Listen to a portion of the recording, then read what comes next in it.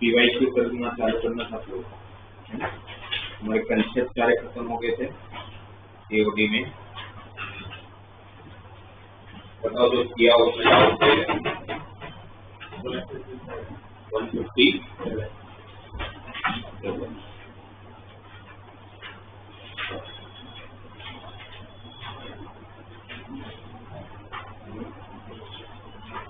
तो लास्ट वाला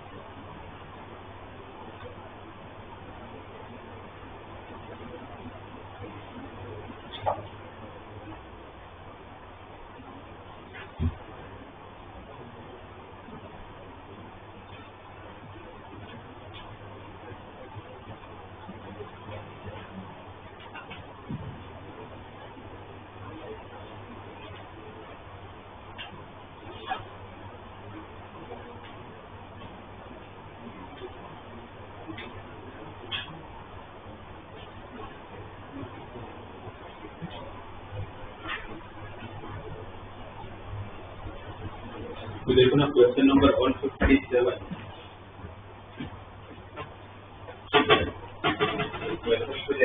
क्या दिया हुआ है।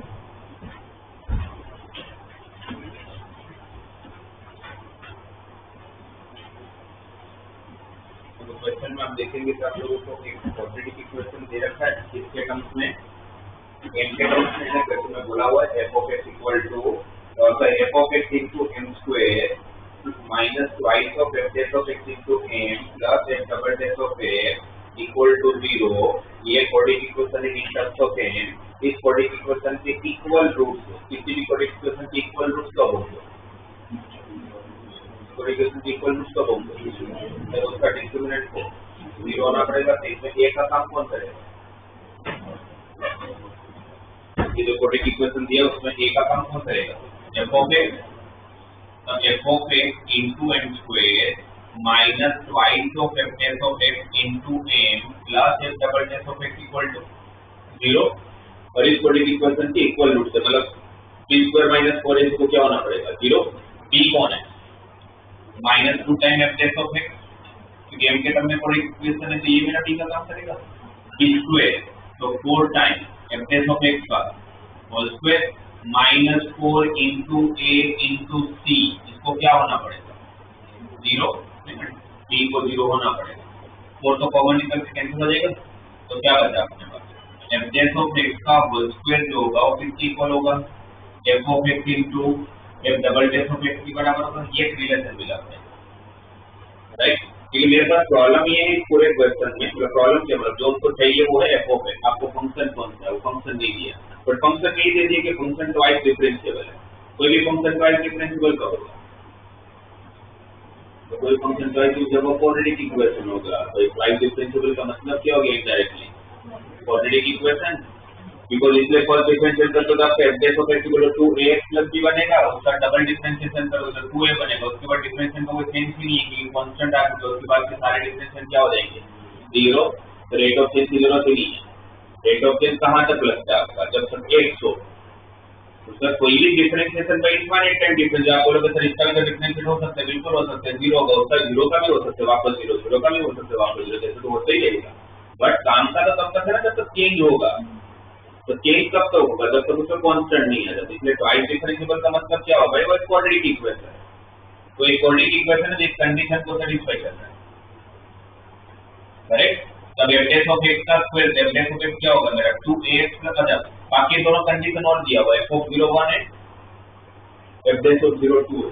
तो f of 0 1 है तो आपको ऑलरेडी एक रिलेशन पता था, कौन सा? f of 0 1 है तो c इक्वल टू 1, तो c ऑलरेडी मुझे पता था। फिर f dash of 0 2 है, f dash of 0 2 है तो अगर यहाँ पर 0 को मुझे 0 देगा तो b भी कितना है? 2। तो मेरे को देखा है कि क्वाड्रेटिक इक्वेशन में सिर्फ a नहीं पता है, बाकी तो वैसे भी मुझे सब कुछ पता है। और वो a ढूंढने के लिए यहाँ पर मैं कोएफिशिएंट को इक्वेट कर लूँ। f dash of x का square, f dash of x क्या हो जाएगा? अगर b को अगर 2 रख दूंगा तो क्या हो जाएगा? ये 2ax प्लस 2। तो यहाँ पर 2ax प्लस 2 का whole square. f of x क्या होगा आपका? ax square plus 2x plus 1 और f double dash of x क्या होगा आपका? 2। समझ आया? अब दोनों तरफ अगर कोएफिशिएंट को इक्वेट करो तो x स्क्वायर का कोएफिशिएंट दोनों तरफ इक्वेट हो सकता है। x स्क्वायर का कोएफिशिएंट जब आप यहाँ पर ब्रैकेट ओपन करोगे फर्स्ट टर्म क्या होगा? x स्क्वायर का कोएफिशिएंट 4a स्क्वायर। यहाँ तक अगर आप ब्रैकेट ओपन करो तो यहाँ पर क्या होगा? यहाँ पर पूरा लिख दो 4a square x square plus कितना हो जाएगा? 8ax, 8 होगा ना, प्लस 4 और इस तरफ क्या होगा? 2 times a square x square plus 4 times ax plus 2x। ठीक है। अगर मैं यहाँ से 4 को अगर कॉमन ले लूं, अगर 4 को कॉमन लूं तो क्या बचेगा यहाँ पर? 4 टाइम्स मतलब 4 कॉमन लेते हैं x square plus 2ax plus 2 sorry 1 और सामने से अगर 2 कॉमन ले लूं तो क्या बचेगा? a square x square plus 2x plus plus a।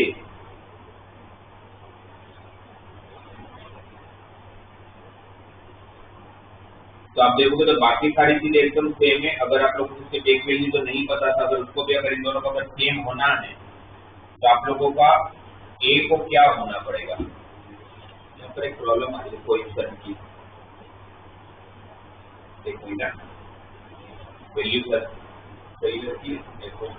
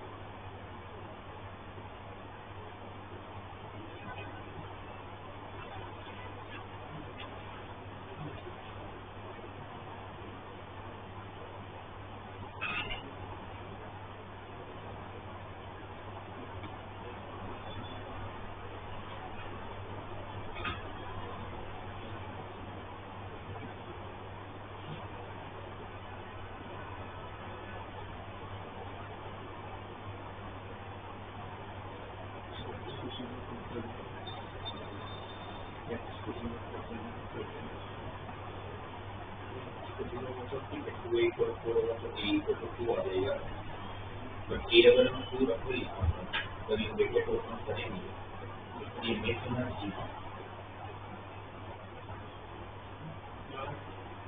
अगर वाइज डिफरेंशिएबल है तो मुझे क्वाड्रेटिक इक्वेशन हो सकता है आपको सीधे हाई डिग्री के आने पर वाइज डिफरेंशिएबल ही है।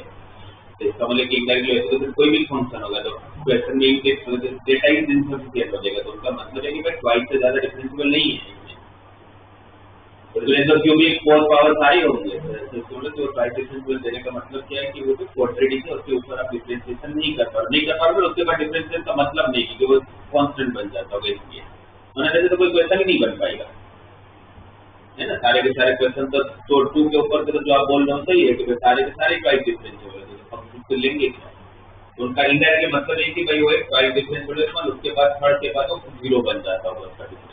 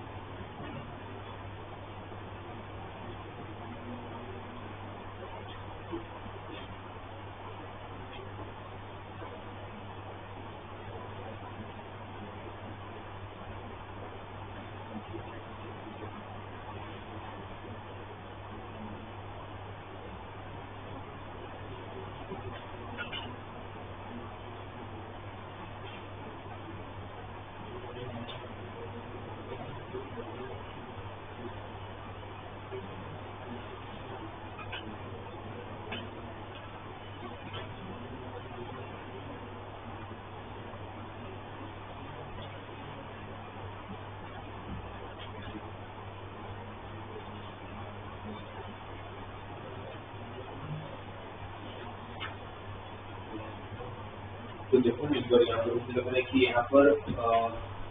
यहाँ तक हम जब क्वाड्रेटिक इक्वेशन ले रहे थे राइट एक्सेप्शन तो यहाँ पर अपने को प्रॉब्लम आ रही है क्योंकि नहीं यहाँ तक आपको समझ आया होगा। उसके बाद अगर यहाँ पर आप देखोगे तो जब मैं क्वेश्चन को इक्वेट कर रहा हूँ तो यहाँ पर 4 टाइम एक्सपीरियंस आ रहा है और यहाँ पर 2 टाइम एक्सपीरियंस आ रहा है। तो इसका मतलब है कि भाई क्वाड्रेटिक इक्वेशन होगा तो ये मैच तो होना चाहिए ना, राइट। और अगर ये बोलते तो बच्चे कांस्टेंट को मैच करवा लेते 2a = 4 और 2a का अगर 4 के साथ इक्वेट करूँ तो a कितना आ जाएगा 2।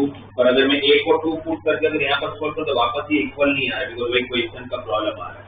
तो फिर जो मुझे नहीं करना तो मुझे लग रहा है करना ही पड़ेगा, इसमें इंटीग्रेशन से हेल्प दिए बिना ये फंक्शन नहीं मिलेगा। लेकिन ट्वाइस डिफरेंशिएबल तो है बट वो क्वाड्रेटिक इक्वेशन से वो मैच नहीं हो रहा है। इट मींस ये अलजेब्रिक फंक्शन ही नहीं होगा। अगर अलजेब्रिक होता तो क्वाड्रेटिक ही होता है, ट्वाइस डिफरेंशिएबल दिया। इट मींस ये फंक्शन अब अलजेब्रिक तो नहीं है, जो अलजेब्रिक होता तो क्वाड्रेटिक होता और वो यहाँ मैच नहीं हो रहा है। तो फिर अब मेरे पास अब एक ही ऑप्शन है क्वेश्चन करने का। यहाँ तक पहुंचे अपने f देखो x² = f of x into f double dash of x, right. अब मुझे फंक्शन तक पहुंचना, मेरे पास फंक्शन नहीं है बट मुझे उसका डिफरेंशिएशन का रिलेशन पता है कि f डैश ऑफ x का स्क्वायर किसके बराबर है f of x into f double dash of x। तो फिर अब क्या करोगे इसमें, आप इंटीग्रेशन की हेल्प लो। तो इंटीग्रेशन की हेल्प कैसे लोगे, वो जो स्टेटमेंट है हमारे पास थोड़ा बहुत आप लोग को इंटीग्रेशन आता होगा तो प्रॉब्लम नहीं है कि समझने में। ये जो है आपके पास f डैश ऑफ x का square equal f of x into f double dash of x, right. इसमें एक f डैश ऑफ x को रखता हूँ, 2 बार है स्क्वायर है इस एफ ऑफ एक्स को डिवाइड में ले जाता हूँ और एक जो एफ डेस ऑफ एक्स बचा था उसको उस तरफ ले जाता हूँ, F double dash of x upon ये तो कर सकता हूँ, right. Now integrating on the both the side, अब आप क्या करोगे, दोनों साइड इंटीग्रेशन करोगे, तो फर्स्ट किसके रिस्पेक्ट में करोगे इंटीग्रेशन, और फिर एक्स के रिस्पेक्ट में करोगे, तो थोड़ा बहुत इंटीग्रेशन आता है आप लोगों को। जैसे अगर मैं आपको बोलूं कि 2x + 1 upon x square plus x + 1 का इंटीग्रेशन करना है तो कर लो,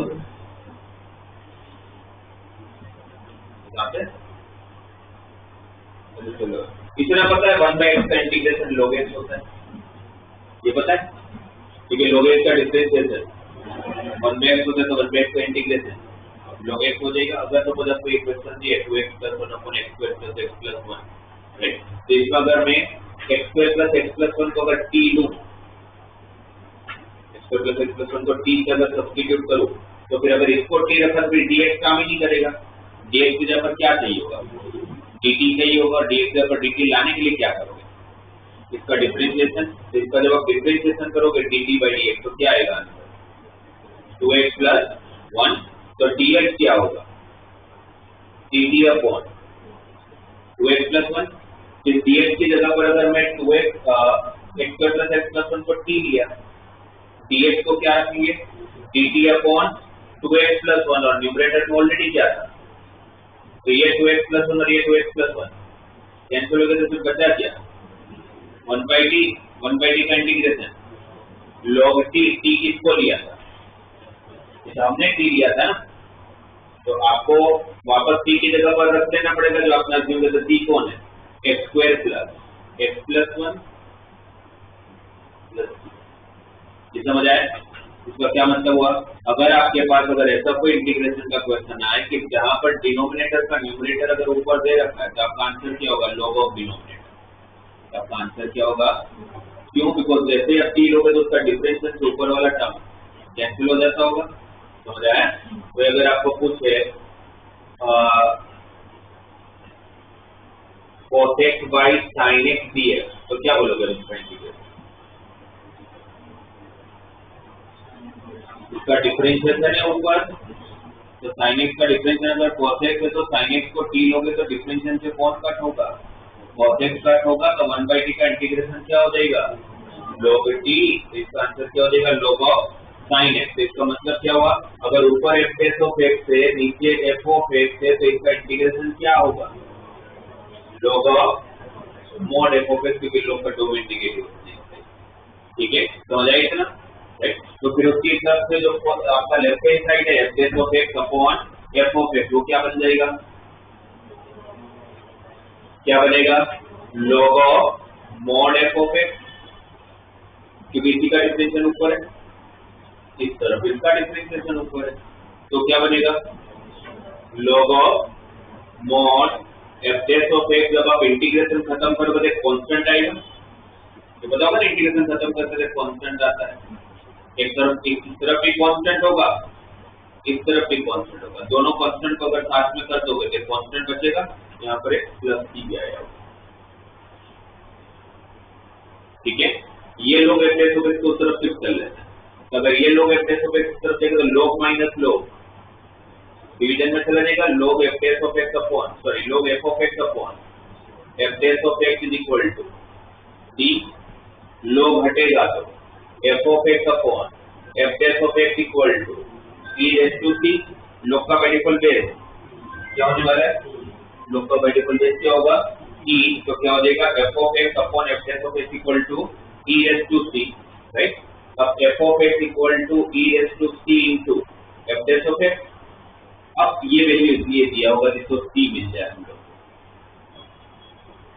f ऑफ 0 इक्वल टू 1, तो अगर इसके ऊपर 0 तो f ऑफ 0 की वैल्यू कितना दिया हुआ है 1, e रेज़ टू c और f ऑफ 0 कितना दिया हुआ है 2, तो इनटू 2, तो e रेज़ टू c की वैल्यू 1/2, अगर e रेज़ टू c अगर 1/2 है तो c की वैल्यू फिर आप क्या करोगे, दोनों साइड log अप्लाई करोगे, जब log अप्लाई करोगे तो c equal to ln of log of 1/2 और बेस इज e, ये समझ आया। हमारा क्वेश्चन ये था f of x equal to e raised to c into f dash of x, जिसमें अगर e raised to c कहते हैं तो e raised to c कितना आ गया आपके पास 1/2, e raised to c कितना आ गया 1/2। तो अब क्या हुआ पूरा स्टेटमेंट अगर देखोगे तो e raised to c की जगह पर अगर 1/2 रख लूंगा तो f of x मतलब कौन, f of x मतलब y, f of x कौन, f of x मतलब क्या होता है y ना, यहाँ तक समझ आया सबको पहले। अब आपको फिर एक ही प्रॉब्लम है ना, क्या नहीं पता है, c नहीं पता है, तो c की वैल्यू क्या, तो डायरेक्टली लीजिए, तो c की वैल्यू कितनी आ गई 1/2, वो इन्फॉर्मेशन जो उन्होंने प्रोवाइड किया तो उसको यूज करके d to c की जगह पर जब 1/2 रख लूंगा तो फाइनली हमें जिस लैंग्वेज की आदत है उस लैंग्वेज में लिख रहा हूँ f of x मतलब कौन y, e to c कितना है 1/2, 2 को क्रॉस मल्टीप्लाई कर लूंगा तो 2y equal to f dash of x कौन dy by dx, f dash of x मतलब कौन dy by dx, ये ठीक है। तो dy by dx कितना है 2y, तो आप लोगों को ओरिजिनल फंक्शन तक जाना है तो आप अब क्या करोगे इसके बाद, ऐसे बोल सकते हो dy by 2y equal to dx,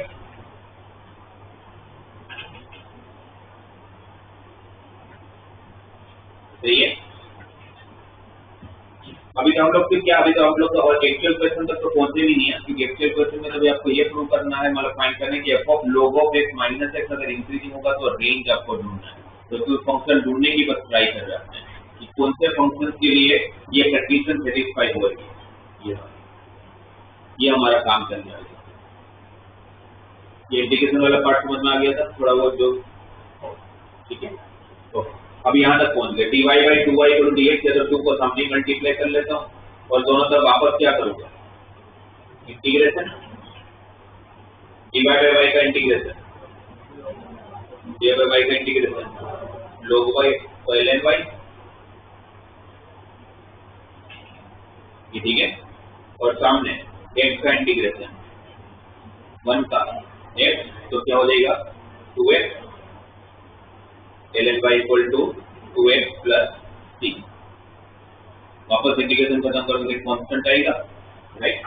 अब आप लोगों को c की वैल्यू फाइंड करने के लिए वापस वो इन्फॉर्मेशन यूज कर लो, कौन सा f of 0 equal to 1, f of 0 equal to 1 का मतलब क्या कि जब आप x को 0 रखोगे तो y कितना है 1, तो ln 1 की वैल्यू 0 कब, जब x भी 0 था तो c खुद क्या आ गया 0, तो c 0 है, तो आपका एक्चुअल फंक्शन जो कंडीशन को सेटिस्फाई कर रहा है वो है y इक्वल टू 0, मतलब फंक्शन की बात चल रही है y equal to e raise to 2। अब y equal to e raise to 2 मुझे फंक्शन पता चल गया, अब जो क्वेश्चन दिया उस पे जाते हैं वापस। अब आपको फंक्शन पता चला कि आपका f of x e raise to 2x है और आपको चाहिए f of log x minus x, तो जहां पर भी x होगा वहां पर ये पुट कर लेता हूं, तो e raise to twice of log x minus x, अगर सेपरेट करोगे तो इसको ऐसे लिख सकते हो e raise to log of x square minus 2x, ठीक है। चलो पहले अलग सेपरेट करो, तो डिवाइड में ले लो तो चलेगा, या ऐसे अलग अलग पावर कर लूंगा तो चलेगा, है ना, e raise to 2 log x into e raise to minus 2x, यहाँ पर जो 2 को मैंने पावर में ले लिया, क्यों पावर में लिया होगा,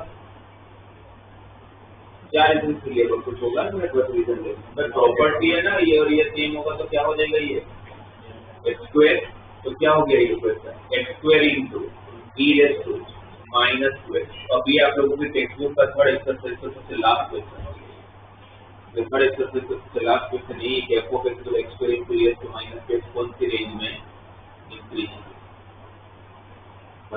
ऑब्वियसली तो ये जो गली वाले तो डायरेक्ट स्टेटमेंट दिया नहीं, तो उन्होंने पूरा घुमा फिरा कर यहाँ पहुंचा है।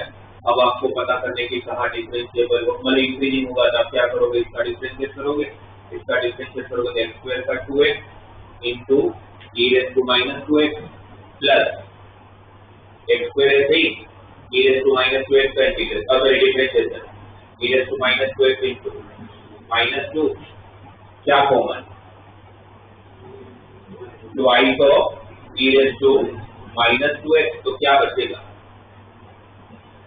क्या बचेगा 1 सॉरी x, अच्छा x भी तो कॉमन है, x भी कॉमन ले लेता हूँ ना, x को अगर कॉमन ले लेता हूँ तो क्या बचेगा, 2x into e minus 2x common ले ले तो क्या बचा, 1 minus x। और फंक्शन स्ट्रिक्टली क्या दिया हुआ है, इंक्रीजिंग। अगर स्ट्रिक्टली इंक्रीजिंग है तो इस पूरे का डिफरेंशियल को पॉजिटिव होना पड़ेगा।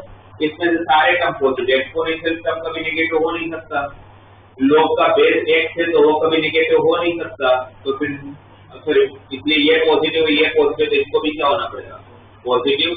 तो 1 minus x is greater than 0, तो x is less than 1, x 1 से छोटा और 0 से तो बड़ा था ही, क्योंकि लोग का डोमेन नेगेटिव नहीं होने वाला था। x की रेंज आ गई जहाँ पर इंक्रीजिंग होगा 0 to 1 है, तो अल्फा आपका 0 है, बीटा आपका 1 है, तो अल्फा प्लस बीटा आपका 1 है, अल्फा प्लस बीटा ढूंढना। तो स्टेप 2 को यहाँ से चालू करना और तो फंक्शन हमको बनाना। तो इसमें थोड़ा बहुत इंटीग्रेशन की हेल्प लेनी पड़ेगी, क्योंकि फंक्शन में अगर आपको डिफरेंशियल का स्टेटमेंट पता है, अगर मुझे ओरिजिनल फंक्शन तक जाना तो मेरे पास इंटीग्रेशन ही एक ऑप्शन है, इसके बिना नहीं।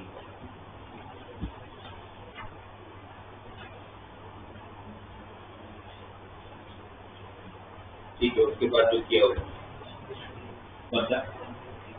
150 115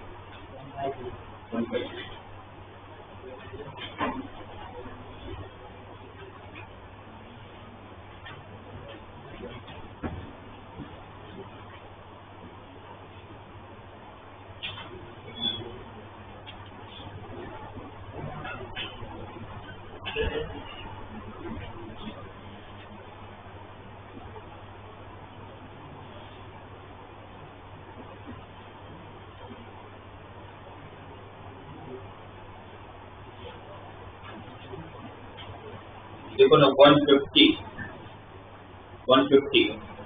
क्या दिया, 150 में सबसे पहला स्टेटमेंट। हमें ये टेंशन नहीं कि फंक्शन के बारे में कितनी इंफॉर्मेशन दिया कि f of x is a polynomial of degree 5, f of x is a polynomial of degree 5, मतलब आपके पास इक्वेशन ऐसा है ax raised to 5 plus bx raised to 4 plus cx cube plus dx square plus ex plus f। कितने उन्होंने 1 2 3 4 5 6 confirm question में 6 information दी दिया होगा आपको, तो ढूंढना आना कि उसे इंफॉर्मेशन क्या है। तो सबसे पहले क्या दिया and have extrema x equal to 1 and extrema मतलब मैक्सिमम और मिनिमम, मतलब मैक्सिमम और मिनिमम कहाँ मिलता है, जहाँ पर आपका डिफरेंशिएशन 0 बनता है। मतलब पहली इंफॉर्मेशन दिया हुआ है कि f ऑफ 1 कितना है 0, सेकंड इंफॉर्मेशन क्या दिया हुआ है f ऑफ -1 भी क्या है 0, राइट। आपको एक्सट्रीमम पॉइंट जहाँ मिलता है, मतलब जो local maximum local minimum point मिलता पॉइंट होता तो कर पे ही है, तो सबको तो सेटिस्फाई करता होगा। तो जैसे f ऑफ 1 0 है तो फिर आप लोगों का अच्छा वो ढूंढना पड़ेगा, ठीक है। मतलब वो x इक्वल टू 1 जो होगा वो इसको सेटिस्फाई करता होगा। पहले इसका अगर f ऑफ x फाइंड कर ले, बाद में देखते हैं। ये समझ में आया ना, कभी भी अगर एक्सट्रीमा बोले मतलब मैक्सिमम मिनिमम की बात करें, मैक्सिमम मिनिमम आपको हमेशा कहाँ पर मिलेगा, जहाँ पर आपका डिफरेंशिएशन 0 बनता होगा। तो डिफरेंशिएशन करते हैं तो क्या होगा 5a time x raise to 4 plus 4b time x cube plus 3c x square plus 2dx plus e। अब इसमें अगर मैं 1 रख लूँ तो मेरा आंसर 0 है, तो 1 जब रखोगे तो क्या मिलेगा आपको 5a plus 4b plus 3c plus 2d plus e equal to 0। और जब आप -1 रखोगे तो पाई को कोई फर्क नहीं पड़ेगा, क्योंकि -1/4 -1 ही होगा, यहाँ फर्क पड़ेगा। -4 भी इसको फर्क नहीं पड़ेगा, इसको फर्क पड़ेगा, इसको फर्क नहीं पड़ेगा। ये दो रिलेशन आ गए, राइट। फिर देखते हैं कैसे यूज करेंगे इसको। इस दोनों रिलेशन के बाद तीसरा रिलेशन जो सबसे काम का है कौन सा, लिमिट ऑफ एक्सटेंडिंग टू 0। अगर आप लोग अगर लिमिट कंटिन्यूटी को थोड़ा भी अच्छे से समझे हो, अच्छा क्या थोड़ा भी समझे हो, इससे क्या पता चल रहा है,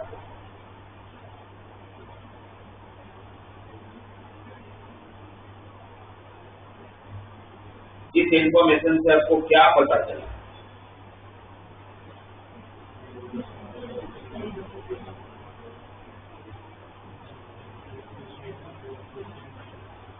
एक्सरसाइज 3 का क्वेश्चन,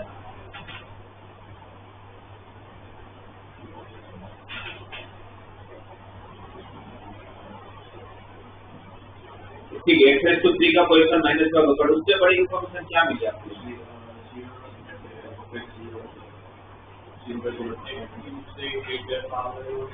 एग्जैक्टली x³ के बड़े पावर होने नहीं चाहिए उसमें, वो पता चल जाए उसमें, क्योंकि अगर x³ से अगर बड़े पावर अगर हुआ तो आप ज्यादा से x³ को ही कट कर सकते हो, राइट? तो अगर x³ से अगर बड़े पावर है फिर x को 0 रखते तो उसका टर्म आंसर क्या होता है? 0 होता है।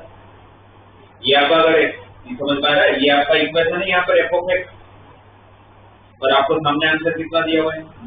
-5 दिया है। अगर सामने अगर आप ऐसे भी सोचोगे तो कोई भी लिमिट का आंसर कब आएगा? तो वो एग्जिस्ट करेगा। कोई भी लिमिट का आंसर एग्जिस्ट कब करेगा? जब कोई इंडिटरमिनेट फॉर्म होगा। भाई कोई भी लिमिट का एग्जिस्टेंस कब होगा? जब कोई इंडिटरमिनेट फॉर्म होगा। इंडिटरमिनेट फॉर्म होगा तो अगर नीचे 0 है तो ऊपर भी क्या आना चाहिए? 0 आना चाहिए। तो ऊपर अगर आपको 0 आना चाहिए तो f(x) की जगह पर जब आप 0 रखोगे तो आपके ये सारे 0 देंगे, बचेगा कौन? f। बचेगा कौन? f को भी क्या होना पड़ता होगा? 0। तो पहले तो एक चीज पता चली कि f 0 है, क्योंकि अगर नीचे 0 आ रहा है तो फिर अगर लिमिट एग्जिस्ट भी करेंगे तो सामने आंसर दे रखा है -5, तो फिर 0/0 का फॉर्म बिना बने तो ये क्वेश्चन मतलब लिमिट एग्जिस्ट नहीं करता होगा, तो इसको 0 बनाना पड़ेगा। x को जो 0 रखना हो तो बाकी सब तो 0 है, पर x बच रहा है तो इसको क्या होना पड़ेगा? 0। अगर अब f 0 हो गया तो क्वेश्चन क्या बचा आपके पास? Limit x tending to 0 ax5 plus bx4 plus cx3 plus dx2 plus ex divided by x³। अभी कौन सा फॉर्म है? 0/0। तो एलोस्ट्रेल लगता होगा। अगर आप एलोस्ट्रेल लगाओगे तो क्या होगा? 5a x4 plus 4b x³ plus 3c x² plus 2dx plus e divided by 3x²। अब लिमिट रखो, नीचे क्या आ रहा है? तो ऊपर भी क्या आना चाहिए? ऊपर 0 नहीं आ रहा है, ऊपर 0 आना चाहिए। तो ऊपर 0 आने के लिए किसको 0 आना पड़ेगा? e को। तो फिर मुझे भी पता चल गया e भी 0 है। और इनडायरेक्टली x³ के छोटे पावर जितने होंगे सारे 0 हो जाने वाले हैं, वो पहले से आपको पता चल जाता है, पर मैं आपको एक स्टेप करके समझा रहा हूँ।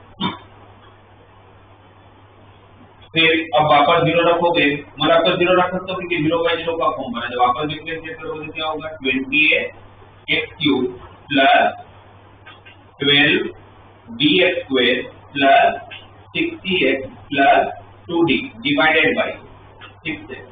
वापस नीचे 0 आ रहा है पर ऊपर 0 नहीं आ रहा है, तो फिर किसको 0 आना पड़ेगा? d को। तो d भी 0 हो गया। अब d भी अगर 0 हो गया तब 0/0 का फॉर्म बना। अब 0/0 का फॉर्म बना तब डिफरेंशिएट कर सकता हूँ वापस। तब जब वापस डिफरेंशिएट करूंगा तो क्या होगा?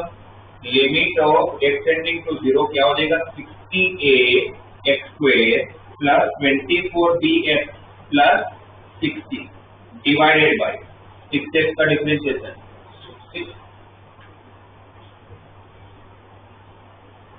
करेक्ट। और फिर जब आप x को 0 को दे सारे टर्म तो 0 रहेंगे, तो बचेगा क्या? 60/6। तो क्या बचा? c। और वो c का आंसर कितना दिया हुआ है? -5। तो जो भैया ने बताया था कि x³ का जो कोएफिशिएंट अगर सर उसको -5 होना पड़ेगा तो इन्फॉर्मेशन से उतना पता चल रहा है। तो उस इन्फॉर्मेशन से सिर्फ उतना नहीं पता चल रहा, उससे आपको ये भी पता चल रहा है कि d 0 है। वो तो चलो c -5 पता चल ही रहा है, क्योंकि x³ कट हुआ होगा तभी तो c - आया होगा। तो अब कितने वैल्यू मिल गई आपको? कितनी चाहिए थी? 4 यहाँ मिल गई।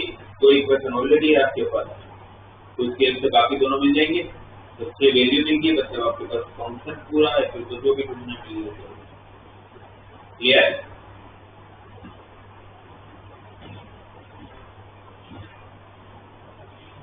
और इसमें कई बार भी अगर आपको इंटीग्रेशन की अगर क्वेश्चन आते हैं जैसे 152 और वो सब, तो वो सब छोड़ देना अभी, क्योंकि थोड़ा बहुत इंटीग्रेशन से अगर वो नहीं आता होगा तो फिर अटकता होगा। कोई बताओ? 155।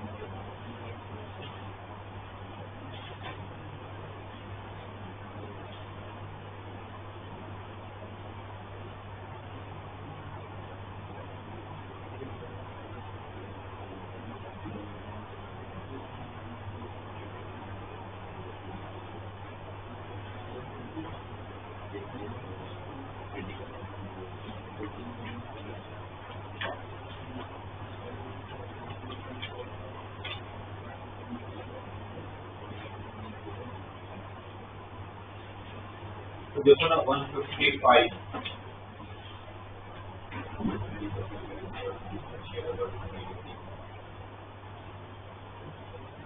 देखिए 155 में आप लोग को ऑलरेडी क्या मेंशन आपको 155 में दिया हुआ है फंक्शनलिटी गिवन है तो टेंशन ही नहीं फंक्शन को नहीं मेन के टेंशन ही नहीं पता होती है फंक्शन ही ढूंढना इसमें वो तो वही कि फंक्शनलिटी गिवन है क्या दिया हुआ है f of x equal to x to 2025 minus x to power 2000 और उसके बीच में आप लोगों को बोला कि इसकी मिनिमम वैल्यू जो है ना 0 to 1 के बीच में वो है 80/81 into n raised to power -81 तो आपको पूछा गया कि n की वैल्यू कितनी है तो आपको मिनिमम वैल्यू कहाँ मिलेगा जहाँ मिनिमम पॉइंट मिलेगा है ना तो मिनिमम पॉइंट आपको ढूंढना है मिनिमम पॉइंट कैसे मिलेगा उसका डिफरेंशिएशन जहाँ पर 0 होगा सही है उसका डिफरेंशिएट करोगे तो क्या हो जाएगा 2025 into x raised to power 2024 minus 2000 into x raised to power 1999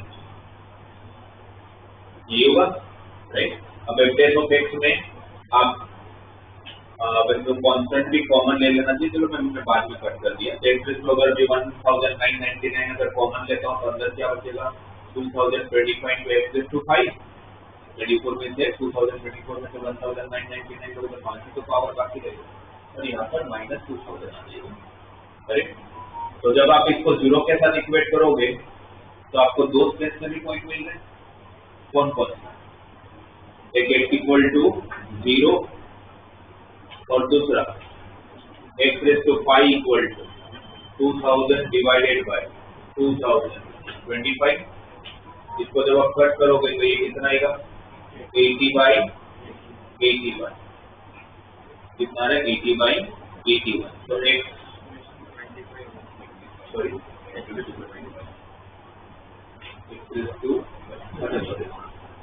to 25 होगा 2024। तो यहाँ पर x क्या हो जाएगा? 80/81 रेज़ टू पावर 1/25। तो आप नंबर लाइन पे कौन कौन से नंबर लोगे? 0 और 80/81 रेज़ टू 1/25 पर 0 लेने की जरूरत नहीं, क्योंकि उन्होंने बोला है 0 और 1 के बीच में, तो 0 को कंसीडर करने की जरूरत है। तो आपको सिर्फ कंसीडर करना है इसको। अब 80/81 रेज़ टू पावर 1/5 को 1/25 को सॉरी अगर मैं यहाँ पर पुट कर दूं तो कंफर्म है पॉजिटिव आंसर आएगा। पॉजिटिव रहेगा ना, उससे बड़ी वैल्यू रख लो। तो अगर ये प्लस रहेगा तो आगे माइनस रहेगा। अगर आपका डिफरेंशियल अगर माइनस टू प्लस है तो कौन सा पॉइंट है? लोकल मिनिमम पॉइंट है। तो ये आपका लोकल मिनिमम पॉइंट होगा। अगर ये लोकल मिनिमम पॉइंट है तो वैल्यू भी इसी के लिए लोकल मिनिमम वैल्यू मिलेगी। सही है। आप बोलोगे सर यही मिनिमम वैल्यू होगा, वो कैसे पता है? तो आपकी साइन से तो पता चल रहा है कि माइनस टू प्लस देगा तो लोकल मिनिमम वैल्यू देगा। तो f of 80/81 raise to power 1/25 अपने को पुट करने यहाँ पर। अब यहाँ पर जब 80/81 रेज़ टू पावर 1/25 तो 25 किससे कट होगा? तो 25 जब इसको कट करवाओगे तो कितना बचेगा? दोनों जगह पर पहले वैल्यू रख लेता हूँ। 80/81 raise to power 1/25 raise to power यहाँ पर 2। करेक्ट। कट कर लेंगे तो यहाँ पर तो क्या होगा? 80/81 रेज़ टू पावर 80 यहाँ पर 80 यहाँ पे 80 होगा और यहाँ पर 81। तो 80/81 रेज़ टू पावर 81 ये आपकी मिनिमम वैल्यू होगी। क्या कॉमन है? 80/81 रेज़ टू पावर 80। तो क्या रहेगा आंसर? 80/81 -1, राइट। अब आप एलसीएम लोगे तो 80 का पावर कितना आ गया? 80 का पावर कितना है? 80। 81 का पावर भी कितना है? 80। और यहाँ पर एलसीएम लोगे तो -1/81। सही है। 81 का पावर 80 और 81 का पावर 1 तो कितना हो जाएगा? Minus of 80 raise to 80 into 81 raise to power -81। ये आपकी मिनिमम वैल्यू होगी। वो मिनिमम वैल्यू उन लोगों ने ऑलरेडी दिया हुआ है। उसकी मिनिमम वैल्यू क्या है? 80 raise to 80 into n raise to power -1। क्या ये माइनस को इस ब्रैकेट के अंदर लेके जा सकता हूँ? जा सकता है। कैसे जा सकते हैं? क्योंकि और पावर है, ये माइनस अंदर चला जाएगा। तो इससे अगर आप डायरेक्ट इक्वेट करोगे इसकी वैल्यू कितनी आ जाएगी? -8। अच्छा, इसमें आपको एक डाउट और भी आना चाहिए, क्योंकि अगर हम लोग यहाँ पर मैक्सिमम की बात करें तो मैक्सिमम तो एक्सट्रीम पॉइंट पर भी हो सकता है। मैक्सिमम वैल्यू तो एक्सट्रीम पॉइंट पर भी हो सकता है। तो मैक्सिमम एक्सट्रीम वैल्यूज पर अब चेक करोगे तो होगा नहीं, क्योंकि 0 रखोगे तो भी आंसर 0 आ रहा है और 1 रखोगे तो भी आंसर 0 ही आ रहा है। तो ये आपकी नेगेटिव वैल्यू की सबसे छोटी वैल्यू होगी। वैसे क्वेश्चन में एक्सट्रीम वैल्यू पे नहीं आता होगा, मतलब क्वेश्चन का सेंस नहीं रहेगा। एक बार डायरेक्टली फंक्शन दिया तो उसको करने की डायरेक्टली अपना सोल्व कर लो जाएगी। उसके बाद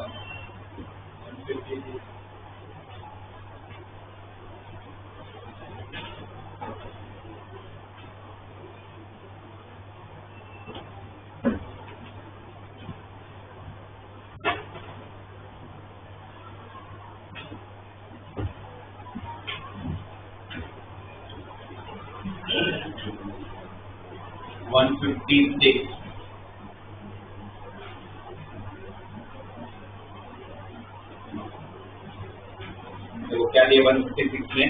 Let f be a twice differentiable function such that f double dash of x is greater than 0, f double dash of x greater than 0। ये इसका मतलब दो चीजें निकली। f double dash of x आपको क्या पता चलता है? मुझे अगर F double dash of X का साइन पता हो तो मुझे क्या पता चलता है? फिर दो चीजें पता चलती है। क्या क्या पता चलता है? क्या पता चलता है? जब double dash of x positive तो क्या पता चलता है? इसकी एफ डैश ऑफ एक्स नहीं पता चलता। और क्या वो एफ डबल डैश पे ग्रेटर होता है एफ ऑफ एक्स वाले स्टेशनरी पॉइंट आया तो फिर वो एफ डबल डैश पे ग्रेटर देन 0 होता है लोकल में। तो स्टेशनरी पॉइंट की तो बात ही नहीं करता, सिर्फ एफ डबल डैश पे ग्रेटर देन 0 तो क्या पता चलता है? सारी चीजें याद नहीं, फिर करने बैठो क्वेश्चन बने कितना। F double dash of x आपको क्या देता है? आपको कॉन्केटिविटी देता है। F double dash of x क्या देता है? आपको कॉन्केटिविटी देता है। F double dash of x greater than 0 तो आपको ये पता चलता है कि आपका जो कर्व होगा कॉन्केव अपवर्ड होगा। F double dash of x greater than 0 से क्या पता चलता है? आपका कर्व का शेप कैसा होगा? कॉन्केव अपवर्ड होगा। F double dash of x less than 0 से क्या पता चलता है? आपका कर्व कॉन्केव डाउनवर्ड होगा। पॉइंट ऑफ इंटरसेक्शन कहाँ मिलता है? यहाँ पर कॉन्केटिविटी चेंज होती है, कॉन्केव अपवर्ड से डाउनवर्ड जाए या डाउनवर्ड से अपवर्ड जाए। ठीक है, तो दो चीजें पता है। अब कैसे यूज होगा पता नहीं, बट ये फर्स्ट इन्फॉर्मेशन कितना पता चलता है। फिर पूछा है, बोला है कि F dash of A minus 1 क्या है? आपका 0।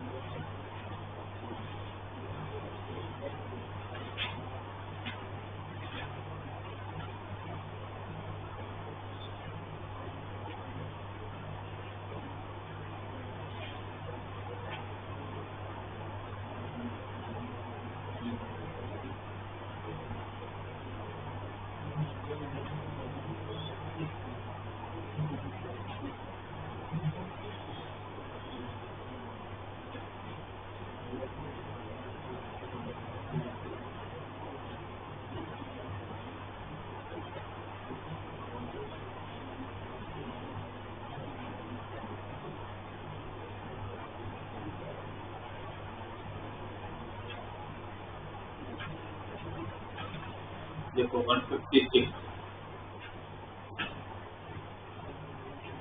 ये आपको g ऑफ x दिया हुआ है। ठीक है, f of 10 square x minus 2 10x plus a x किसके बीच में दिया हुआ है? 0 से लेके 5/2 के बीच में। मुझे पता करने के जी ऑफ है ऑप्शन में दिया कि जी ऑफ एक्स कहाँ इंक्रीजिंग कहाँ डिक्रीजिंग, तो वो तो तभी पता चलेगा जब मुझे इसका डिफरेंशिएशन पता चले, तो इसका डिफरेंशिएशन पता चलेगा, इसका डिफरेंशिएट करूंगा। और पूरे क्वेश्चन में मुझे सिर्फ एक ही चीज समझ नहीं आ रही, जैसे आप लोगों को समझ में आ रहा होगा अभी जितनी इन्फॉर्मेशन दी है क्यों दिया है, इसका कहाँ काम पड़ेगा, कुछ तो काम होगा तभी दिया हुआ है, पर अभी नहीं पता चल रहा है, आगे जाके कुछ पता चलेगा।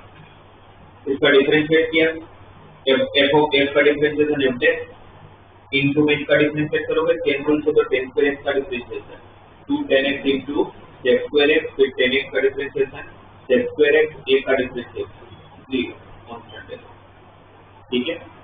फिर यहाँ पर आने का मतलब कैसे पता चले जीते तो फिर कहाँ पॉजिटिव होगा कहाँ नेगेटिव होगा, तो पता ही नहीं चलेगा, क्योंकि आपको अगर जीते समय कहाँ पॉजिटिव होगा कहाँ नेगेटिव होगा, तो पहले ये तो पता चले कि वो 0 कहाँ दे रहा है। अच्छा मुझे एक चीज पता है कि भाई ये दिया हुआ है, क्योंकि जीते पॉजिटिव होगा नेगेटिव होगा सिर्फ इसको इस पे डिपेंडेंट है, मेन तो यही प्रॉब्लम है मेरा। यहाँ पे क्या कॉमन है 2 सेक स्क्वायर एक्स तो हमेशा पॉजिटिव ही होगा, ये तो मेरा टेंशन ही नहीं है। ये कहाँ पॉजिटिव होगा मुझे पता चल रहा है 45 तो बड़ी वैल्यू पर, क्योंकि 10x - 1 0 हो रहा है 45 से, तो उसका इसका टेंशन नहीं है, इसका टेंशन नहीं, टेंशन इसी का है। तो फिर इसके वापस गया भाई ये क्यों दिया है f dash of a - 1, तो a तो आई गया इसमें, अब -1 कब आएगा तो पता नहीं, तो 45 में पर -1 आता होगा, क्योंकि 1 - 2 -1 हो जाएगा। तो इसका कितनी तारीख में क्या पता चल गया g dash of π/4 खुद 0, क्योंकि जीते तो 5/4 अगर मैं रखता हूँ तो वैसे तो यहाँ पर भी 0 हो ही रहा है, 5/4 रखने पर 10 45 1 - 1 0, ये भी f dash of a - 1 हो रहा है, वो भी क्या है 0, तो g dash of π/4 0 है। तब चेक कर लेते 5/4 के बाद क्या और 5/4 के पहले क्या। 5/4 के बाद ये कैसी वैल्यू, ये हमेशा पॉजिटिव, तो ये कैसी वैल्यू पॉजिटिव, क्योंकि 10 इंक्रीजिंग फंक्शन है तो 45 के बाद 1 से बड़ा आ सकता है, और ये कैसी वैल्यू, तो 5/4 के बाद ये कैसे लिखा, अब ये काम आया, f dash of x क्या था इंक्रीजिंग था, अगर 5/4 पे 0 दे रहा और इंक्रीजिंग है, तो अगर आप डोमेन इंक्रीज करोगे तो वैल्यू भी तो इंक्रीज होगा, तो इसका भी आंसर क्या होगा पॉजिटिव होगा, तो फिर पूरा आंसर क्या हो गया पॉजिटिव। अगर यहाँ प्लस है तो यहाँ पर माइनस होगा, g dash यहाँ पर माइनस है मतलब यहाँ डिक्रीजिंग होगा, g dash यहाँ प्लस है मतलब यहाँ पर इंक्रीजिंग होगा। रेंज ऑलरेडी 0 से 5/2 दिया, तो क्या पता चला 0 से 5/4 में डिक्रीज हो रहा है, उन लोगों ने उल्टा दिया और 0 से 5/4 में बोले इंक्रीज हो रहा है, और 5/4 से 5/2 में बोले डिक्रीज हो रहा है, जबकि यहाँ पर इंक्रीज हो रहा है, तो दोनों स्टेटमेंट फॉल्स है, ये आंसर, ठीक है।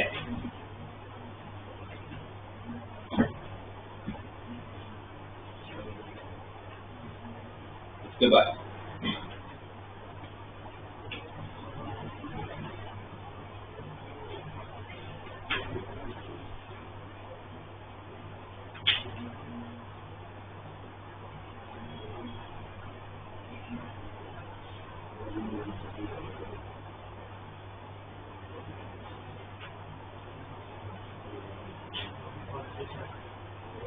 समझा 147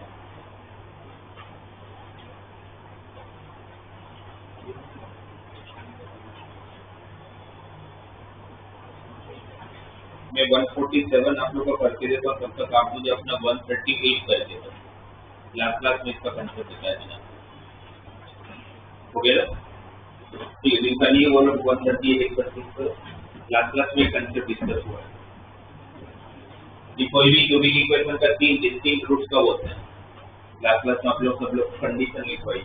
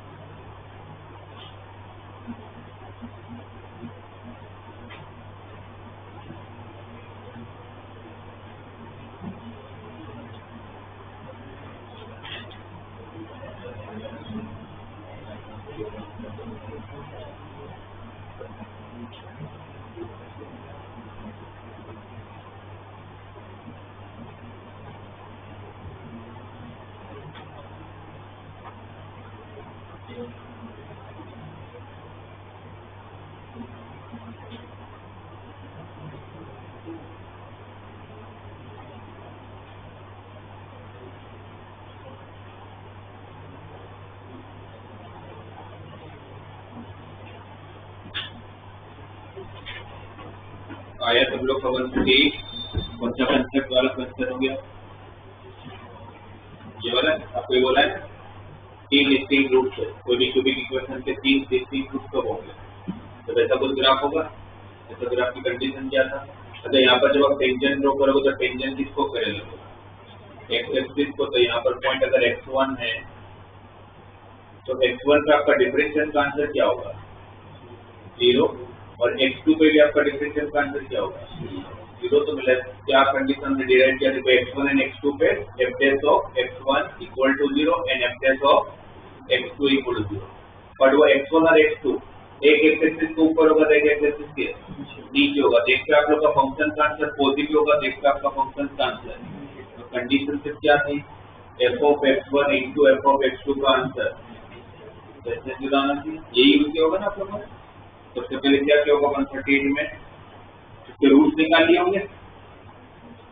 x1 x2 निकालना पड़ेगा ना, जहाँ पर डिफरेंशिएट 0 होगा वही क्या होगा ना। तो डिफरेंशिएट क्या आया होगा इसका? 15x² minus 15 equal to 0। क्या common?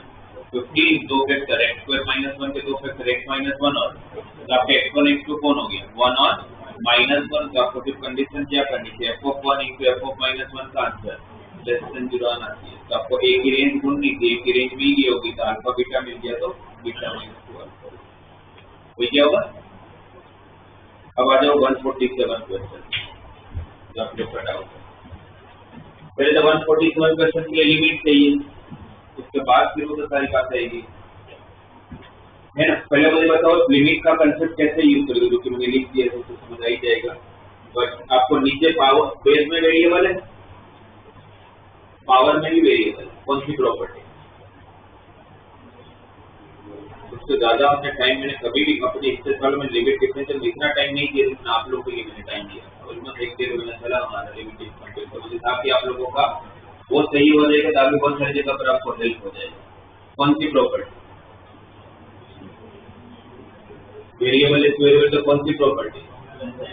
Limit of x tending to 0 1 plus x raise to power 1/x का आंसर ई। ये प्रॉपर्टी लगाऊंगा। ये प्रॉपर्टी लगाने के लिए सबसे पहले क्या होना चाहिए? वन। अच्छा, कौन सा फॉर्म है लिमिट का? इंडिपेंडेंट फॉर्म होगा, बट कौन सा फॉर्म है? 1 इनफाइनाइट का फॉर्म है, क्योंकि x को अगर आप 0 को f ऑफ 2 1 दिया हुआ है तो 1/3/0 इनफाइनाइट, तो 1 इनफाइनाइट का फॉर्म है, तो इंडिपेंडेंट फॉर्म तो है। बट अगर आपको ये, क्योंकि नीचे वेरिएबल है, पावर में वेरिएबल, तो ये प्रॉपर्टी है। बट इस प्रॉपर्टी की सबसे पहला ही टर्म क्या चाहिए? 1, तो 1 ही चाहिए। तो क्या करेंगे? +1 और -1। अब ये प्रॉपर्टी लगती तब है जब मैं लिमिट लगाऊंगा, तो ये 0 बनना चाहिए, तो ये पूरा 0 बनना चाहिए, तो प्रॉपर्टी लगेगी। तो क्या वो 0 बन रहा है? x को 0 रखा था, x को 0 रखोगे तो f ऑफ 2 आएगा। f ऑफ 2 की वैल्यू कितना दिया हुआ है? f ऑफ 2 की वैल्यू कितना दिया हुआ है? 1, तो 1 - 1 0, तो अगर 1 - 1 0 हो गया तो ये पता चल गया कि भाई प्रॉपर्टी तो लग सकती है। उसके बाद हम क्या करते हैं? इसी का रेसिप्रोकल ऊपर चाहिए आपको, इसका रेसिप्रोकल हमने यहाँ पर डिवाइड किया, तो सामने में मल्टीप्लाई भी करूंगा, और ऑलरेडी इनटू में क्या दिया है? 3/x इनटू में 3/x। लिमिट लगाने पर इस पूरे का आंसर कितना? इस पूरे का आंसर e, पर लिमिट हर जगह लगेगा, तो यहाँ पर लिमिट लगाओगे तो लिमिट यहाँ पर भी लगेगा। ये ब्रैकेट कौन, मतलब जो यहाँ पर रेसिप्रोकल से मैंने डिवाइड और मल्टीप्लाई करेगा, तो e के पावर में अब क्या रहेगा? f of 2 + x - 1 into 3/x। ये वापस 0/0 का फॉर्म है, क्योंकि x को 0 को तो नीचे 0 है और ऊपर f ऑफ 2 1 दिया है, 1 - 1 0/0 का फॉर्म है, तो एल लग सकता है। एल से लगाऊंगा तो f ऑफ 2 + x का डिफरेंशिएशन क्या होगा? f डैश ऑफ 2 1 का डिफरेंशिएशन 0, नीचे x का डिफरेंशिएशन 1, तो ऊपर क्या बचा? f डैश ऑफ 2 और इंटू 3 ऑलरेडी था। अब f डैश ऑफ 2 क्वेश्चन में दिया हुआ है, f डैश ऑफ 2 की जगह पर 4 रखा, 4 इंटू 3 12, तो मेरा आंसर कितना है? e raise to 12। आंसर कितना है? e raise to 12। तो आंसर अगर आप लोगों का e रेज़ टू 12 आ गया, और सामने answer e raise to alpha दिया हुआ है, तो अल्फा के साथ इक्वेट करूंगा तो अल्फा कितना हो गया? 12। अल्फा 12 हो गया। अल्फा का 12 हो गया, तो अल्फा 12 होने के बाद पहले वो प्रूव कर लेते हैं। आपको क्वेश्चन में देखो तो 4x³ - 4x² - 4 इंटू अल्फा -7, तो अल्फा 12 है, तो 12 - 7 5, और अल्फा 12 ये हो गया। अब इसमें से क्या कॉमन है? अच्छा, पूछना ये है कि इसके कितने नंबर ऑफ रियल रूट्स होंगे। आप बोलोगे इसको लिखा ही नहीं कहीं रियल रूट्स की, तो बोले ना कितनी बार है इसको कट कर रहा है, इसको कट करने का मतलब ही क्या हो गया? तो कितने रियल रूट्स होंगे, राइट? पहला अगर ये फैक्टराइज पहले चेक कर लेता, अगर फंक्शन अगर फैक्टराइज हो जाता तो टेंशन नहीं, अगर नहीं हुआ तो फिर वो टेंडेंसी वगैरह जान के पता कर लो कि भाई जितनी बार एक्सेप्शन को कट कर, अगर आपको पता चला स्ट्रिक्टली इंक्रीजिंग है तो कंफर्म हो जाएगा कि एक रियल रूट हो सकता है। स्ट्रिक्टली इंक्रीजिंग हो गया तो आप एक बार ऊपर गए तो वापस नीचे नहीं आएगा, स्ट्रिक्टली इंक्रीजिंग हुआ तो एक बार नीचे आया तो ऊपर वापस नहीं जाए, पर वो सब की बात है। अगर ये फैक्टराइज नहीं होता तब में से क्या कॉमन है? 4 क्या बचा अंदर? x³ - x² - 3x, sorry -5x - 3।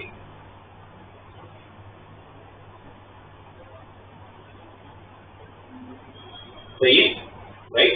अगर यहाँ पर अगर आप लोग देखोगे तो x³ - x² - 5x - 3 डायरेक्टली कोई अगर आपको पता चलता हो जो आप लोगों का फैक्टर निकल, जैसे 1 तो नहीं है फैक्टर, क्योंकि 1 होता तो कोएफिशिएंट का एडिशन 0 होता, 1 सेटिस्फाई भी नहीं हो रहा है। ध्यान से देखो तो -1 सेटिस्फाई कर रहा है, क्योंकि -1 की कंडीशन क्या होती है? ओड पावर का कोएफिशिएंट का एडिशन और इवन पावर का कोएफिशिएंट का एडिशन सेम आना चाहिए, वो सेम आ रहा है। चलो वो सब में मत पढ़ो, नहीं पढ़ना है तो नहीं पता है तो अब डायरेक्टली -1 रख लो, -1 का क्यूब -1 -1 का स्क्वायर -1 -1 -1 -2 -3 -5, और यहाँ पर -1 रखो तो -1 +5, तो एक वेक्टर तो कौन हो गया? x - 1 एक तो रियल कंफर्म हो गया, और वैसे भी क्यूबिक इक्वेशन में एक तो रियल होना ही था, तीनों तो इक्वेशनरी वैसे भी नहीं हो सकते, तो कंफर्म था कि एक तो रियल है, पर रियल आपको पता भी चल गया कौन है, माइनस मतलब एक फैक्टर तो कौन हो गया x प्लस। अगर एक फैक्टर पता चल गया तो बाकी के फैक्टर पता करने के लिए आप लोग सिंथेटिक मेथड यूज कर सकते हो। एक्स क्यूब का कोएफिशिएंट 1, एक्स स्क्वायर का -1, एक्स का -5, सबका डिसेंडिंग ऑर्डर में लिखना होगा। फिर कांस्टेंट -3, एक फैक्टर है आपका x प्लस 1 का x equal to -1, 1 plus 0, 1 first number में ऑलवेज 1 इंटू मतलब 0 ऐड किया तो 1 है, 1 इंटू -1, -1 -2 बना, -2 इंटू -1 2, -3 बना, -3 इंटू -1 3, -3 प्लस 3 0। ये 1 किसका कोएफिशिएंट था x क्यूब का। अब एक x निकल के तो किसका कोएफिशिएंट होगा x स्क्वायर का। तो क्या होगा x स्क्वायर -2x -3, ये तो फैक्टराइज हो जाएगा। क्या होंगे इसके फैक्टर x -3 और x प्लस 1, इसको तीनों रियल आ गए। तो दो रिपीटिंग रूट है और एक फ्री रूट। तो अगर तीन रियल रूट से लेकर कितनी बार कट करेगा, कितनी बार कट करेगा 3 बार, बट इसमें दो रिपीटिंग है, कितनी बार कट करेगा 2 बार।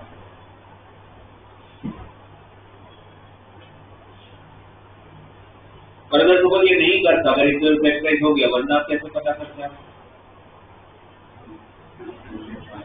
डिफरेंशिएशन का और डिफरेंशिएशन का रूट। फिर जैसे आपने 38 में किया वो भी तो यूज कर सकता था मैं। 38 में जो तीन डिस्टिंक्ट रूट की कंडीशन क्या होती है, रिपीटिंग रूट की कंडीशन क्या होता है। तो रिपीटिंग रूट का ग्राफ मतलब ऐसा कुछ ग्राफ ना,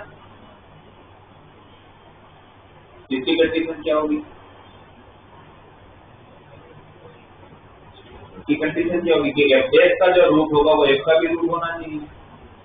डिफरेंशिएट करता तो क्वाड्रेटिक इक्वेशन में, तो क्वाड्रेटिक इक्वेशन में मुझे रूट्स मिल जाते हैं। अगर उसमें कोई भी रूट, अगर x का भी रूट है तो कंफर्म हो जाता है ना रिपीटिंग रूट है।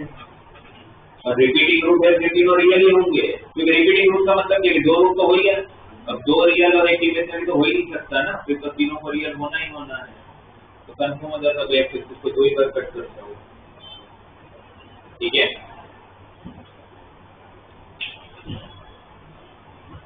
फिर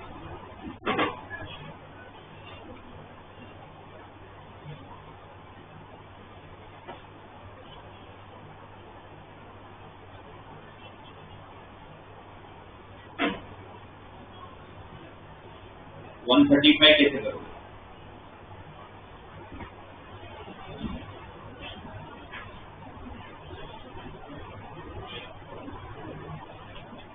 आपको याद है क्रिटिकल पॉइंट किसको बोलते हैं,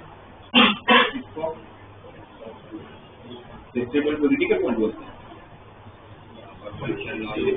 3 पॉइंट आते हैं क्रिटिकल पॉइंट में, कौन कौन से। पहले एफ ऑफ एक्स जहाँ पर एग्जिस्ट नहीं करता हो, मतलब डिसकंटिन्यूस है, पहला टाइप का क्रिटिकल पॉइंट। फिर दूसरा जहाँ पर एफ डैश एग्जिस्ट नहीं करता, मतलब जहाँ पर फंक्शन डिफरेंशिएबल नहीं है, वो दूसरे क्रिटिकल पॉइंट। अब तीसरा फिर स्टेशनरी पॉइंट। तो क्रिटिकल पॉइंट 3 टाइप के होते हैं, राइट। अब करो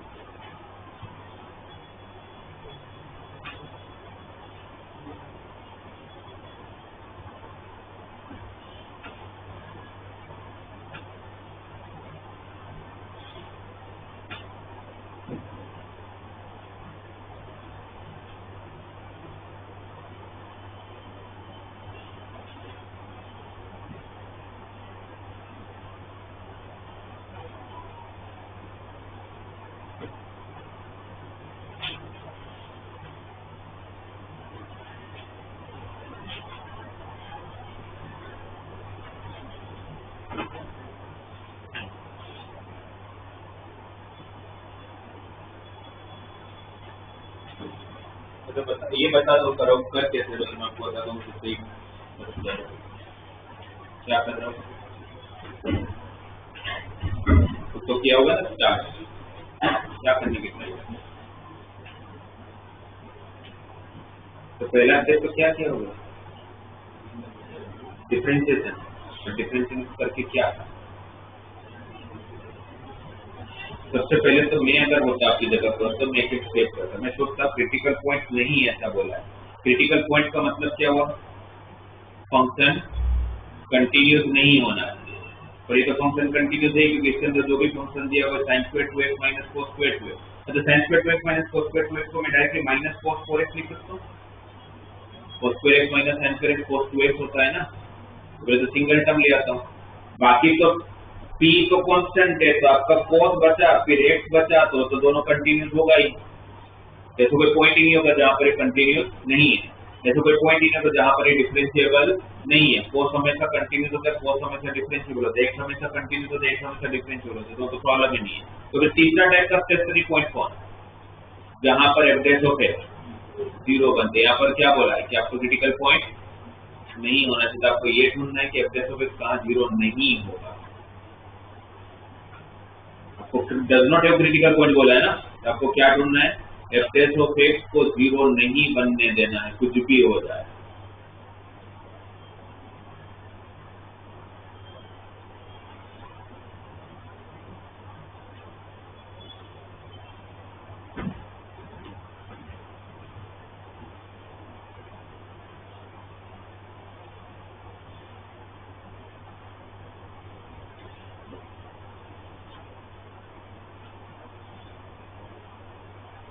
आपका f ऑफ x ये सबने किया कि t square minus 60 plus 8 into minus cos 4x plus twice of 2 minus 3 into x plus 7 है ना। ये तो किया होगा आप लोगों को, सिंगल डिग्लोटिक समझ होगा, फिर ये समझना है कि आपको does not know critical point, मतलब यहाँ पर ये फंक्शन दिखे तो समझना है कि यहाँ पर कंटिन्यूस डिफरेंशिएबिलिटी की तो बात ही नहीं हो रही, क्योंकि तो होगा ही होगा। तो ये बात हो रही है कि डिफरेंशिएशन कहाँ पर 0 नहीं होना चाहिए, क्योंकि does not have critical point. Does have critical point का मतलब क्या होगा, डिफरेंशिएशन जहाँ पर 0 बनता हो, इसका डिफरेंशिएशन कर लेते हैं। इसका डिफरेंशिएट करोगे तो कांस्टेंट वैल्यू है माइनस, मतलब p स्क्वायर माइनस 60 प्लस 8 के कोई फैक्टर्स होंगे, हाँ होंगे ना, p माइनस 2 है, p माइनस 4 इसका differentiation minus sign 4x into 4, तो माइनस माइनस प्लस कर लेता हूँ, इसका differentiation twice of 2 minus x का डिफरेंशिएशन 0 और सॉरी 1 और 7 का 0, ये 0 नहीं बनने देना, कुछ भी और ये 0 नहीं बनना। ये तो बाकी सब तो कांस्टेंट है, तो सब कुछ सिर्फ और सिर्फ किस पे डिपेंडेंट है, sin 4x पे। किस पे डिपेंडेंट है, sin 4x है, तो sin 4x को कुछ भी हो जाए minus of twice of 2 minus p upon 4 times p minus 2 into p minus 4। sin 4x के लिए इसकी इक्वल नहीं आती, कुछ भी करके आपको इसके इक्वल नहीं होने देना इसको, राइट। अच्छा यहाँ से माइनस कॉमन ले लो तो माइनस माइनस कर, तो p माइनस तो कट हो जाएगा, तो फिर बचा क्या 1 upon twice of p minus 4,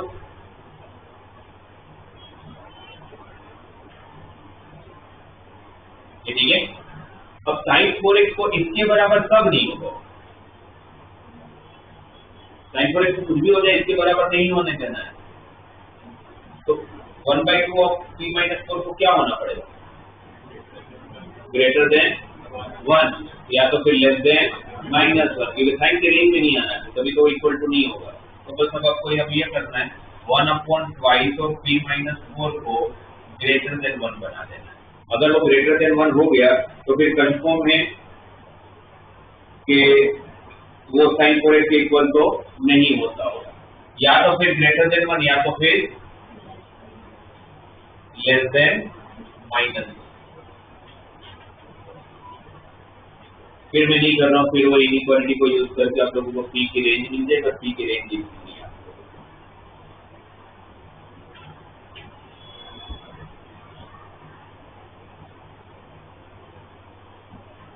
फिर तो भी करने से कर लोगे ना,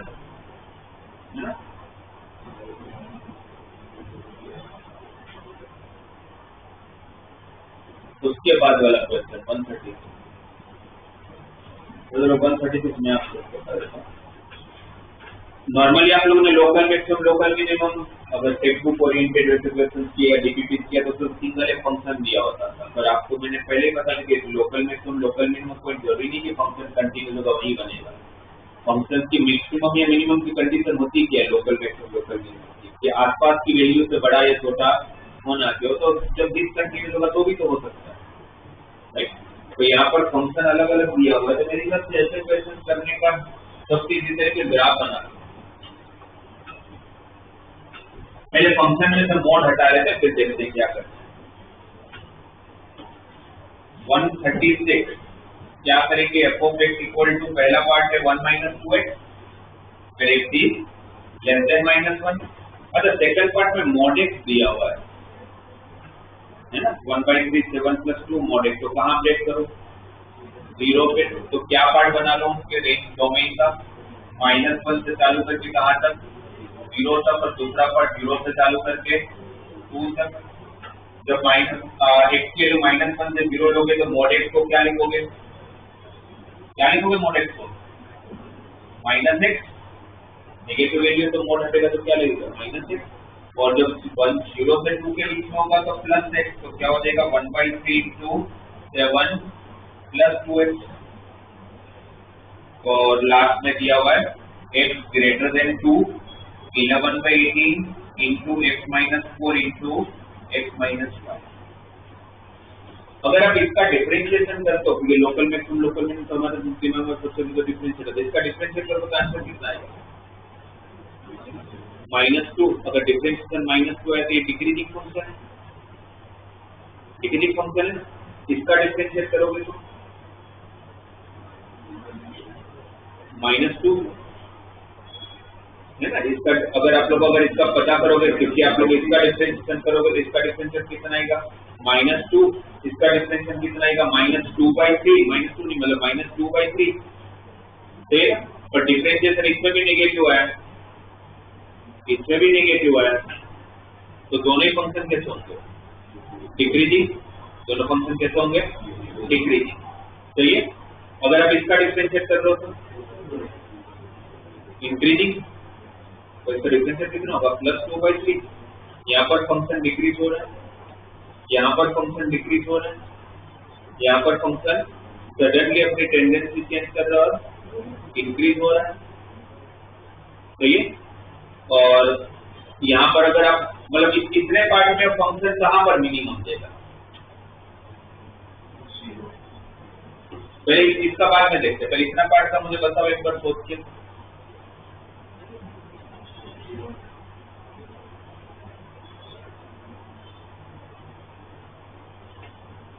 ग्राफ में इतना पता चल गया था आप लोगों को मिनिमम कहाँ देगा, यहाँ ये डिक्रीज हो रहा है, ये भी डिक्रीज हो रहा है, पर ये इंक्रीज हो रहा है, तो जहाँ पर करो अपनी टेंडेंसी चेंज करो, डिक्रीज से इंक्रीज की तरफ जाएगा तभी तो मिनिमम देगा वो, तो मेरा फंक्शन ऐसा होगा ऐसे जाएगा तभी तो यहाँ मिनिमम देगा। इन दोनों पे ग्राफ कैसा हो रहा होगा मेरे हिसाब से, डिक्रीज हो रहा है, फिर ये भी डिक्रीज हो रहा है, और फिर सडनली वो इंक्रीज हो रहा है, ऐसा कुछ होगा है ना। ये भी डिक्रीज हुआ, ये वापस डिक्रीज हुआ, और कनेक्टेड तो होगा क्योंकि कंटिन्यूस तो है, आप -1 रखोगे इसमें क्या आएगा, -1 रखोगे तो 3, इसमें -1 रखो 9/3 3, तो कंटिन्यूस तो है ही, इसीलिए वो कनेक्टेड तो होगा ही, बट सडनली इस पॉइंट के बाद ये इंक्रीज होना चालू हो चुका है, तो पता चल गया कि इसका डिक्रीजिंग मतलब मिनिमम कहाँ होगा 0 पे, मिनिमम कहाँ होगा 0, तो 0 को जब रखोगे तो वहां पर आंसर कितना आता है 7/3, तो पहले तो एक मिनिमम वैल्यू मिल गई 7/3, यहाँ तक समझ आया। अब आ जाते हैं यहाँ पर, यहाँ ये कैसा कर रहे हैं क्वाड्रेटिक इक्वेशन होगा, अगर एक क्वाड्रेटिक इक्वेशन होगा तो पैराबोला देगा, वो भी कौन सा पैराबोला है, कौन सा पैराबोला होगा अपवर्ड या डाउनवर्ड, अपवर्ड अपवर्ड और इसके साथ भी कनेक्टेड है। मेरे को जहां तक दिख रहा है चेक कर ले, 2 रखा तो 2 हो जाए 4 4 + 7 11/3 आ रहा है। यहाँ पर अगर 2 रखा तो 2 - 4 -2 2 - 5 -3 into -2 तो मतलब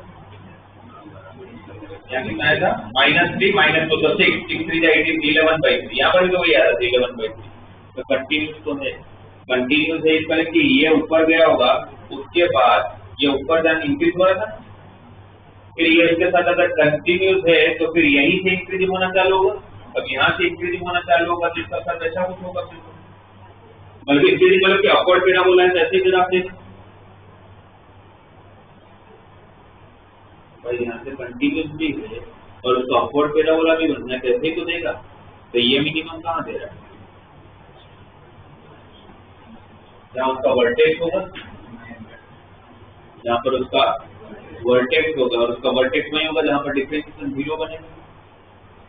सही है, इसका डिफरेंशिएशन प्रोडक्ट रूल से कर लो, 11/18 into x - 4 ऐसे ही, x - 5 का 1, फिर x - 5 ऐसे ही, x - 4 का 1 equal to 0, 2x equal to 9, तो x इक्वल टू 9/2। ये कंफर्म है कि 9/2 पे आप लोगों को दे रहा होगा क्या मिनिमम पॉइंट। तो x इक्वल टू 9/2 है तो उसी पे वैल्यू मिलेगी उसकी, एक बार प्लस करके भी रख लेते हैं।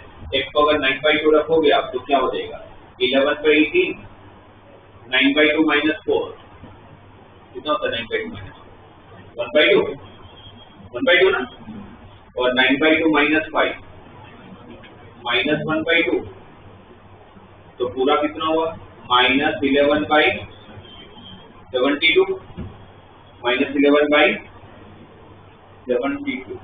और उन्होंने पूछा क्या the sum of all the local minimum value, और एक लोकल मिनिमम वैल्यू कितना था 7/3 1/3 है ना, तो 7/3 और -11/72 देखिए ऑप्शन है 72 वाले हैं, 3 ऑप्शन, चारों ऑप्शन 72 है तो सही जा रहे हैं। फिर तो 72 है तो 72 अगर आप कैंसिल होगा यहाँ पर 24 से मल्टीप्लाई हो जाएगा तो आपका 24 into 7 - 11 एक बार चेक करना पड़ेगा आपको क्या आता है, कितना आता है 167 पूरा मिलके तो 167/72 जो भी आएगा होगा।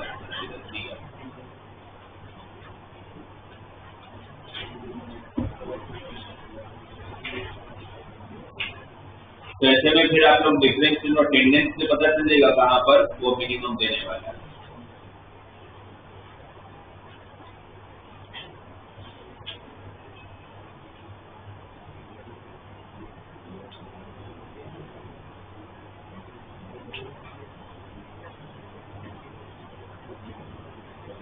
ठीक है, इस पर करिए प्रैक्टिस, क्योंकि प्रैक्टिस नहीं करोगे तो एग्जाम में नहीं पता चलेगा।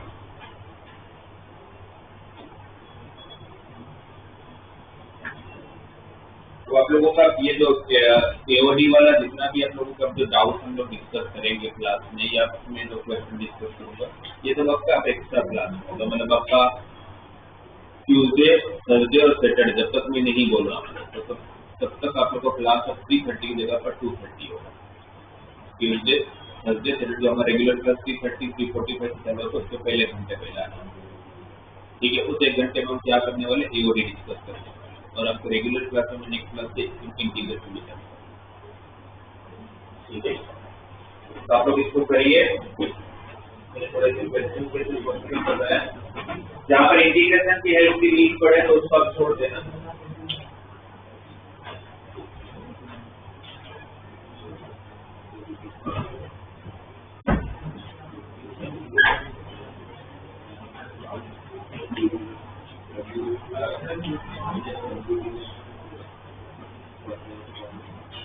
आप लोगों का वो भी सारा